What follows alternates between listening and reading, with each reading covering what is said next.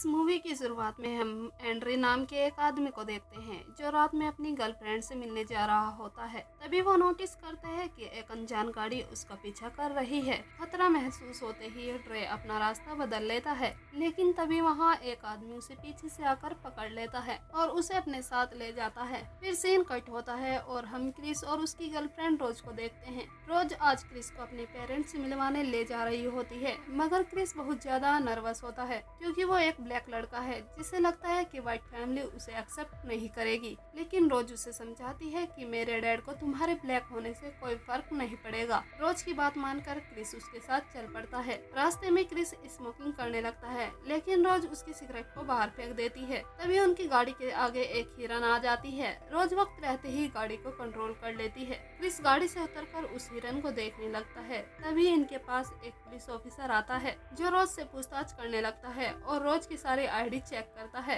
वो officer Chris से भी उसकी आईडी मांगता है, लेकिन रोज क्रिस को उसकी आईडी दिखाने से मना कर देती है और खुद उस ऑफिसर को समझाकर वहाँ से भेज देती है। इसके बाद ये दोनों रोज के घर पर आ जाते हैं, जहाँ रोज के पेरेंट्स इन दोनों का बहुत अच्छे से वेलकम करते हैं। रोज के पेरेंट्स का स्वभाव देखकर क्रिस अब रिलैक्स हो जाता है। रोज के डैड रिन क्रिस को अपना घर दिखाने लगते हैं, तो क्रिस देखता है कि रोज के घर में काम करने वाले सभी सर्वेंट ब्लैक है। ये बात क्रिस को परेशान कर देती है, तो डेन उसे कहता है कि मुझे पता है तुम क्या सोच रहे हो, मगर ये सर्वेंट मेरी फैमिली की तरह है। ये सुनकर क्रिस को अच्छा लगता है। फिर ये चारों बैठकर बातें करने लगते हैं, तो डेन क्रिस से पूछता है कि क्या तुम स्मोकिंग करते हो, तो क्रिस बड़ी ईमानदारी से हाँ में जवाब देता है। तो डेन कहता है कि तुम सिगरेट छोड़ने में मेरी वाइफ मेसी की मदद ले सकते हो, क्योंकि वो एक साइकेट्रिस्ट है। मैं भी तुम्हारी ही तरह स्मोकिंग किया करता था, लेकिन मेसी के ट्रीटमेंट के बाद मैंने सिगरेट को हाथ तक नहीं लगाया है। फिर रोज अपने पेरेंट्स को क्रिस के दिमाग के साथ छेड़छाड़ करने को मना कर देती है। रोज के पेरेंट्स क्रिस को खुशी खुशी एक्सेप्ट कर लेते हैं। यहाँ डीन की नौकरानी जॉर्जिना क्रिस को ड्रिंक सर्व कर रही होती है, लेकिन उसके चेहरे को देखकर लगता है कि उसे कोई बड़ी चिंता है। क्रिस ये बात नोटिस करता है। तभी यहाँ रोज का भाई जेरेमी आ जाता है। वो भी रोज की पसंद को एक्सेप्ट कर लेता है, लेकिन रात में डिनर के वक्त जेरेमी को पता नहीं क्या हो जाता है। वो क्रिस के साथ बदतमीजी करने लगता है और रोज के पेरेंट्स ये सब चुपचाप बैठकर देख रहे होते हैं, मगर रोज अपने भाई को डांटकर शांत करती है और क्रिस को लेकर अपने कमरे में आ जाती है। रोज क्रिस से अपनी फैमिली की तरफ से माफी मांगती है। अब क्योंकि क्रिस रोज से बहुत प्यार करता है, तो वो रोज को झट से माफ कर देता है। अब नई जगह नए लोग होने की वजह से क्रिस को नींद नहीं आती है, तो वो स्मोकिंग करने के लिए घर से बाहर आ जाता है। तभी डेन के घर का माली बहुत तेजी से क्रिस की तरफ आता है। फिर वो क्रिस को बिना नुकसान पहुँचाए सीधा ही चला जाता है। तभी क्रिस की नजर जॉर्जिना पर पड़ती है, जो क्रिस को बहुत ही अजीब नजरों से देख रही होती है। ये देखकर क्रिस घर के अंदर आ जाता है। तभी रोज की मॉम क्रिस को अपने पास बुलाती है। मिसी के हाथ में एक चाय की प्याली होती है, जिसमें वो चम्मच को बार बार घुमा रही होती है। मिसी क्रिस से उसकी फैमिली के बारे में पूछती है। तब क्रिस उसे बताता है कि जब मैं 8 साल का था, तब मेरी मॉम की एक एक्सीडेंट में मौत हो गई थी। और इसी तरह से बात करते करते क्रिस को महसूस होता है कि वो हिल नहीं पा रहा है। यहाँ क्रिस को पता चलता है कि मिसी ने उसे हिप्नोटाइज कर उसे अपने वश में कर लिया है। मिसी क्रिस के दिमाग को किसी काली दुनिया में भेज देती है। तभी अचानक क्रिस की आंख खुलती है, तो वो अपने बिस्तर पर होता है। ये देखकर क्रिस को बहुत सुकून मिलता है कि वो एक सपना देख रहा था। फिर क्रिस जैसे ही घर के बाहर आता है, वो माली के पास जाता है और उससे बात करने लगता है। वो माली क्रिस के सामने रोज की तारीफ करने लगता है, मानो जैसे वो रोज को पसंद करता हो। ये बात क्रिस को बहुत अजीब लगती है। वो माली क्रिस से पूछता है, मिसी के इलाज से तुम्हें कोई फर्क पड़ा, क्योंकि कल रात काफी देर तक तुम उनके ऑफिस में ही थे। ये सुनकर क्रिस हैरान हो जाता है। उसे यकीन हो जाता है कि कल रात जो कुछ उसके साथ हुआ है वो कोई सपना नहीं था, बल्कि हकीकत है। क्रिस ये बात आकर रोज को बताता है। रोज इस बारे में बात करने के लिए अपनी मॉम के पास जाने लगती है, मगर क्रिस उसे रोक देता है।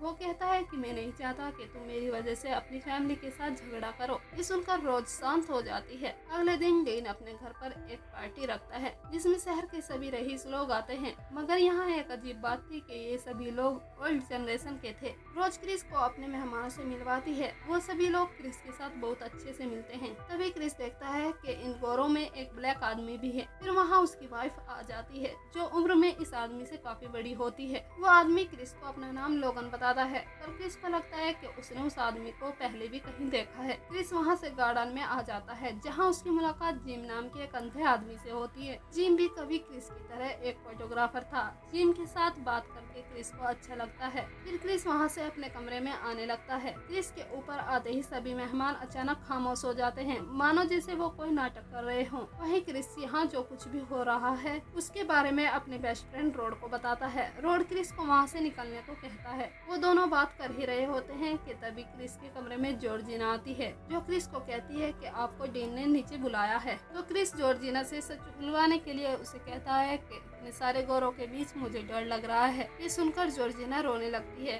वो क्रिस से कहती है कि तुम यहाँ बिल्कुल सेफ हो, तुम्हें डरने की जरूरत नहीं है। पर अब क्रिस समझ जाता है कि कुछ तो गड़बड़ है। क्रिस वहाँ से नीचे आता है तो डीन उसे अपने दोस्तों से मिलवाने लगता है। क्रिस चुपके से उस ब्लैक आदमी का फोटो खींचने लगता है। अब फोन की फ्लैश पड़ते ही उस आदमी को कुछ हो जाता है। वो अपना आपा खो देता है और क्रिस यहाँ से भाग जाने को कहता है। यह बात पार्टी के माहौल को खराब कर देती है। पर मिसी उसे अपने ट्रीटमेंट से नॉर्मल कर देती है। मगर क्रिस अब परेशान हो जाता है तो रोज उसे लेकर घर से बाहर आ जाती है। यहाँ क्रिस रोज को सारी बातें बताता है। वो कहता है कि जब से तुम्हारी मॉम ने मुझे हिप्नोटाइज किया है मैं वो सब सोच रहा हूँ जो मुझे सोचना नहीं चाहता, इसलिए मुझे यहाँ से आज निकलना है। ये सुनकर रोज उदास हो जाती है तो क्रिस उसे समझाकर मना लेता है। वहीं हम रोज के डैड को देखते हैं जो साइलेंट होकर किसी चीज की बोली लगा रहे होते हैं। अगले ही पल हमें पता लगता है कि वो क्रिस की ही बोली लगा रहे हैं। यहाँ हमें पता चलता है कि क्रिस किसी बहुत बड़ी मुसीबत में फंस चुका है। इस ऑप्शन में जिम सबसे ज्यादा बोली लगाकर क्रिस को खरीद लेता है। अब जिम क्रिस के साथ क्या करेगा ये आगे की कहानी में पता चलेगा। रात होने पर रोज क्रिस को लेकर वापस आ जाती है। क्रिस उस ब्लैक आदमी का फोटो अपने दोस्त रोड को भेजता है तो रोड उसे पहचान लेता है। वो तुरंत क्रिस को कॉल करता है और उसे बताता है कि इस लड़के का नाम एंड्री है जो पिछले कई हफ्तों से गायब है। आपको बताते हैं दोस्तों कि ये वही ब्लैक आदमी है जिसे हमने मूवी की शुरुआत में देखा था। उसके बारे में जानकर क्रिस पूरी तरह शॉक्ड हो जाता है। वो रोज से कहता है कि हमें इसी वक्त यहाँ से निकलना होगा। रोज अपना बैग लेने के लिए नीचे चली जाती है। तभी क्रिस की नजर एक डोर पर पड़ती है जिसके अंदर एक रेड बॉक्स रखा होता है। क्रिस जैसे ही उस बॉक्स को खोलता है तो उसके होश उड़ जाते हैं क्योंकि उसमें रोज की फोटो होती है, जिन्हें देखकर पता चलता है कि रोज क्रिस से पहले भी बहुत से ब्लैक लड़कों को यहाँ ला चुकी है। इन ब्लैक लड़कों में वो माली और घर की नौकरानी होती है। पर इससे पहले कि क्रिस कुछ कर पाता तभी रोज के पेरेंट्स और भाई क्रिस को घेर लेते हैं और यहाँ क्रिस को रोज का असली रूप देखने को मिलता है। दरअसल रोज इस गेम की सबसे बड़ी खिलाड़ी है। वही ब्लैक लड़कों को अपने प्यार के जाल में फंसाकर यहाँ तक लाती है। यहाँ हमें इस बात का भी पता चलता है कि रोज ने उस पुलिस ऑफिसर को क्रिस की आईडी क्यों नहीं दिखाई थी, क्योंकि वो नहीं चाहती थी कि पुलिस को क्रिस के बारे में पता चले। खैर क्रिस रोज के बारे में जानकर पूरी तरह से टूट जाता है और वहाँ से भागने लगता है। पर तभी मिसी एक प्याली बजा देती है जिसकी आवाज सुनते ही क्रिस बेहोश हो जाता है और जब उसकी आँख खुलती है तो वो एक तहखाने में कुर्सी से बंधा होता है। तभी उसके सामने रखी टीवी पर एक वीडियो चलती है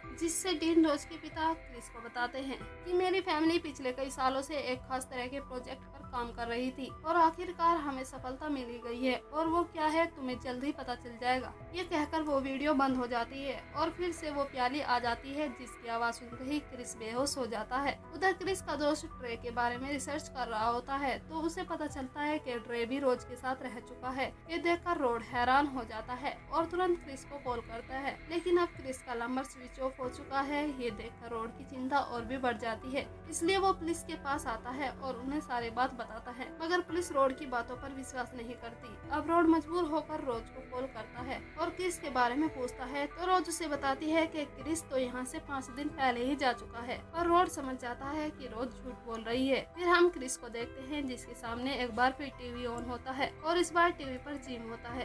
क्रिस जिम से पूछता है कि ये लोग मेरे साथ क्या करने वाले हैं तो जिम मुस्कुराते हुए क्रिस को बताता है कि ये एक प्रोसीजर है जिसके 3 स्टेप है। पहला स्टेप हम इंसान को हिप्नोटाइज कर अपने वश में करते हैं। दूसरे स्टेप में इंसान को दिमागी रूप से ऑपरेशन के लिए तैयार किया जाता है। फिर तीसरा और फाइनल स्टेप है ट्रांसप्लांट, जिसमें ये लोग इंसान के दिमाग के एक हिस्से को दूसरे इंसान के दिमाग में फिट करते हैं जो नर्वस सिस्टम से जोड़ा जाता है। इसमें इंसान की मौत नहीं होती पर उसकी बॉडी पर दूसरे इंसान का कंट्रोल होता है। तुम क्या कर रहे हो ये सब देख और सुन सकते हो पर कुछ कह नहीं सकते। ये सुनकर अब क्रिस को सब समझ आ जाता है क्योंकि ट्रे जॉर्जिना और वो माली चाहकर भी यहाँ से क्यों नहीं भाग पाए। मगर जिम क्रिस से कहता है कि मुझे तुम्हारी बॉडी नहीं तुम्हारी आँख चाहिए। ये कहकर टीवी ऑफ हो जाता है और उस प्याली की आवाज फिर से आती है जिसे सुनकर क्रिस दोबारा बेहोश हो जाता है। फिर हम डेन और जेरेमी को देखते हैं जो जिम के दिमाग को खोल रहे होते हैं। डेन जेरेमी को क्रिस को लाने भेजता है जेरेमी क्रिस को लेने के लिए तहखाने में आ जाता है और क्रिस को कुर्सी से खोल देता है,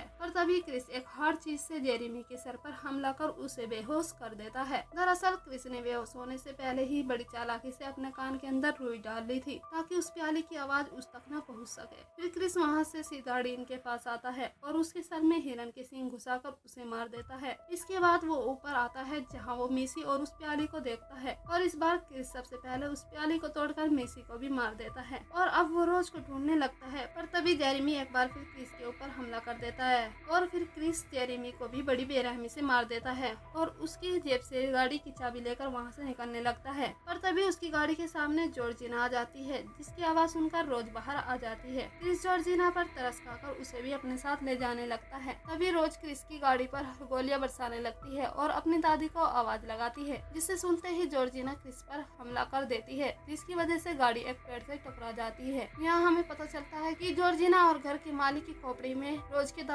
दादी का दिमाग है। वो माली रोज के कहने पर क्रिस के ऊपर हमला कर देता है। वो अपनी पूरी ताकत के साथ क्रिस का गला दबाने लगता है। फिर क्रिस को मारने वाला ही होता है कि तभी क्रिस उसकी आंखों में अपने फोन की फ्लैश मार देता है, जिसके बाद वो माली नॉर्मल हो जाता है। तब तक यहाँ गन लेकर रोज भी आ जाती है, तो वो माली रोज से गन लेकर उसे ही शूट कर देता है। अब क्योंकि वो जानता है कि वो फिर से अपना आपा खो देगा, तो वो खुद को ही शूट कर लेता है। तो क्रिस देखता है कि रोज अब भी जिंदा है। फिर क्रिस अपने हाथों से रोज का गला दबाने लगता है, पर वो रोज से बहुत प्यार करता था, तो वो रोज को छोड़ देता है। तभी यहाँ एक पुलिस की गाड़ी आकर रुकती है, जिसके अंदर क्रिस का दोस्त रोड होता है, जो क्रिस को जिंदा देखकर बहुत खुश होता है। क्रिस उसके साथ बैठकर वहाँ से चला जाता है और रोज वहीं पर दम तोड़ देती है और इस तरह से इस पूरी लालची फैमिली की मौत हो जाती है और इसी सीन के साथ हमारी इस बेहतरीन मूवी का एंड हो जाता है।